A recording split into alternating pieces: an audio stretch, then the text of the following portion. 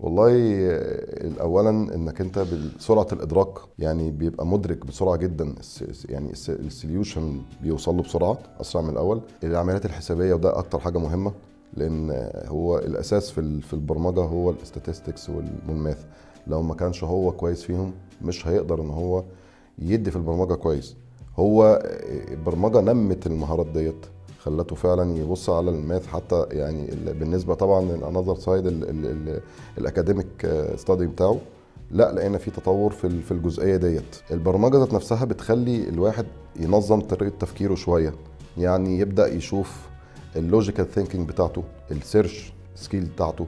يعني لما يجي يسيرش على حاجه جوجل، غير ما واحد لسه مش فاهم برمجه، ازاي انت توصل تجيب الاكسبريشن الصح، ازاي تجيب السنتنس المظبوطه بتوين السيمي كولون عشان خاطر توصل للحاجه اللي انت عاوزها. انا بحب اوجه رساله يعني لكل اولياء الامور وكل البيرنتس، يعني بجد حاولوا انك انت تخلوا اولادكم تتعلم برمجه من صغرهم، لان في مرور الوقت احنا هنلاقي المستقبل كله في البرمجه، في الذكاء الاصطناعي، في الماشين ليرنينج.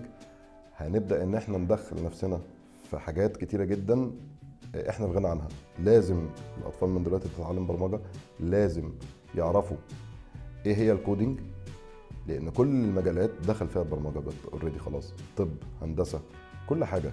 التعليم ذات نفسه خلاص بقى كله دلوقتي اونلاين، كله دلوقتي بقى سيستم ذكاء ذكي جدا. مفيش اي حد دلوقتي بيتعلم على بورد خلاص زي زمان والكلام ده، لا خلاص الموضوع بقى مور ادفانسد، مور انتليجنس. هتلاقي في ابنك حاجات كتيره جدا. انت ممكن تطلع الجوهره، ممكن تبقى الجوهره دي مدفونه، بس مع 3 سي ان شاء الله، ان شاء الله باذن الله هنوصل باولادنا لحاجه كويسه جدا، وهنلاقي في اولادنا والله حاجات كتيره جدا حلوه.